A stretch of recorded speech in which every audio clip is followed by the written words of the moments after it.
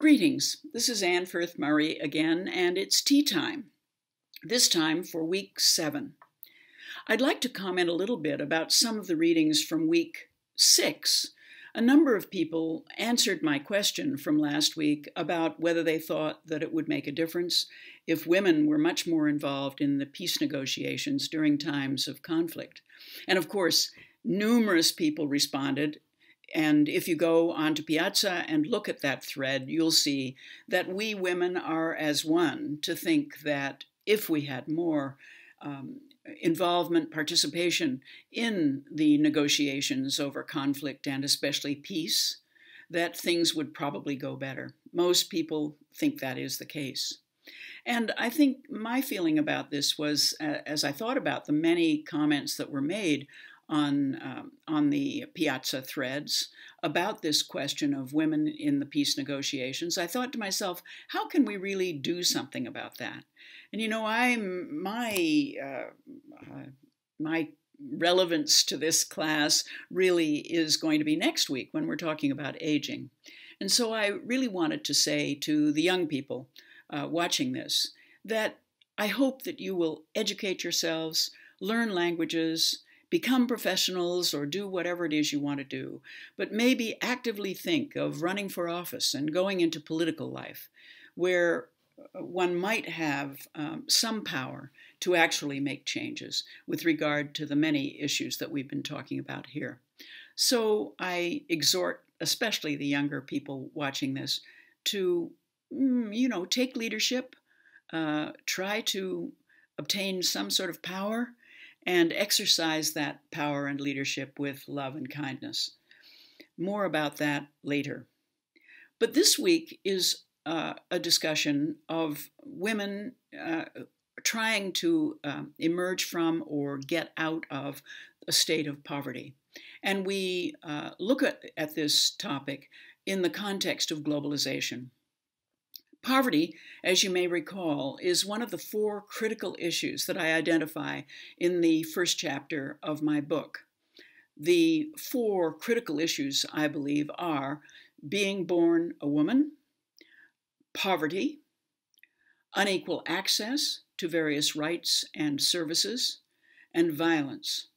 And I would ask you to go back to chapter 1 and read those few pages about poverty, where I quote from some of the WHO definitions of poverty, not just a lack of financial resources, but a lack of empowerment, a lack of agency, an ability to really participate fully in society. Poverty is a critical issue for women's health and human rights.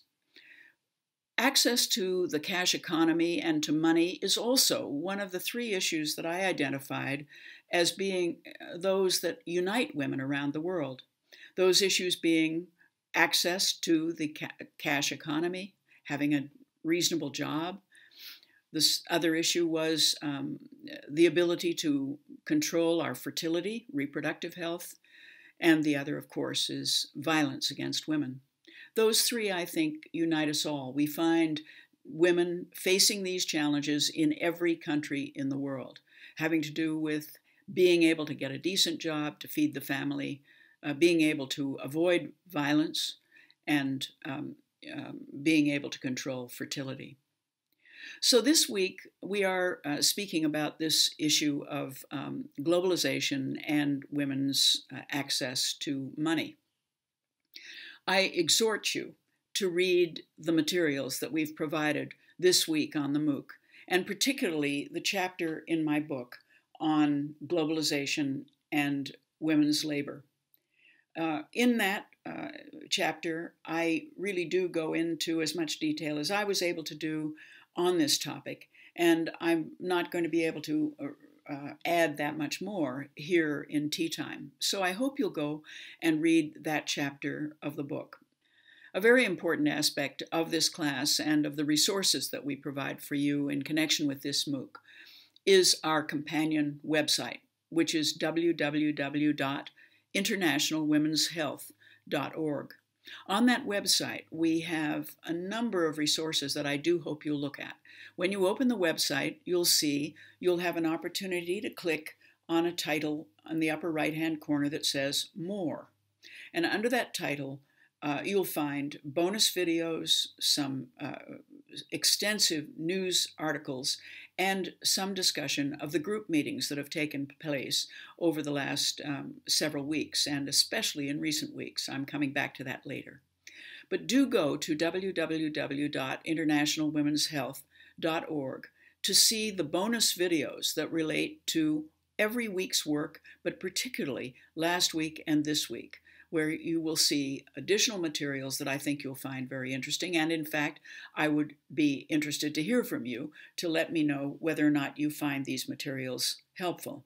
We're always interested in having your opinion about the MOOC, how we can improve it, how can we expand it, how can we modify it in ways that you think would be valuable. Oh, let me stop for a minute and have a sip from the mug that I'm using this week that looks quite plain on that side. Actually, it's an I Love New York mug. Let me do that. And I'm drinking plain old red rose tea out of this I Love New York mug. The reason I chose this mug has not very much to do with our topic this week, although New York is obviously a global city, so why not? But I wanted to have at least one mug or teacup in the MOOC that would be from the United States. So this week is that week, not one. I love New York. I want especially to speak this week about the amazing activity that's going on our MOOC that has to do with people meeting in groups all over the world. If you go onto www.internationalwomenshealth.org and choose More and look at the group meetings, the discussion meetings, or if you go on the MOOC itself and look at under the second tab that is about this course, you will find a map. And on that map, you'll see a whole lot of red dots in every country in the world, practically. Not really, not every, but many, many countries in the world. And those red dots represent people who are meeting in groups from this MOOC. People who are meeting in person, face-to-face in their houses, with others in the same city, in the same place, taking this course, and others who have come together on the internet, on the web, through Piazza and through Facebook and various other ways to meet and talk about the topics that we're taking up in this course. There is, of course, a very useful tab at the beginning of the MOOC, at the top of the MOOC, and that is about discussion groups, which provides some ideas, questions, that kind of thing for discussion as you meet. But I looked at the map the other day, and I looked at it again today, and I remarked to my friend here about this amazing map that Kevin put up. It allows us to see that this is a global course. We have some 7,200 or 300 people enrolled for the course, most of them outside the United States. And here they are, meeting in groups, talking about these issues. And if you boink or click on the little red dot, you'll be able to see some of the reports that the groups are writing about their meetings. And I'm very moved by it. I'm so taken by this particular aspect of this MOOC. I think it's quite unusual, and it's something that both Kevin and I very much wanted to see happen. That is, people coming together, sharing these thoughts, these ideas, and hopefully sharing ideas to make a difference in your own societies.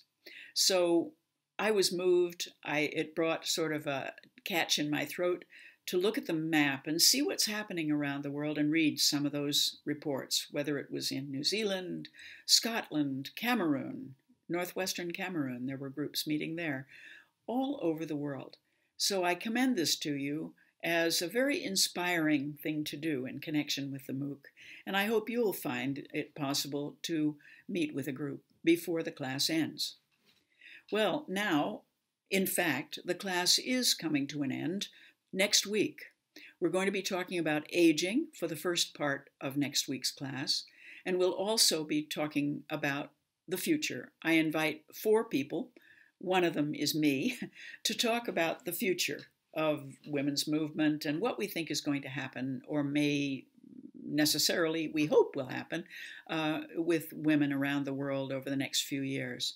So that next week will in fact be the last week of class. I will do a tea time after next weekend, probably about a week from now when you see this one.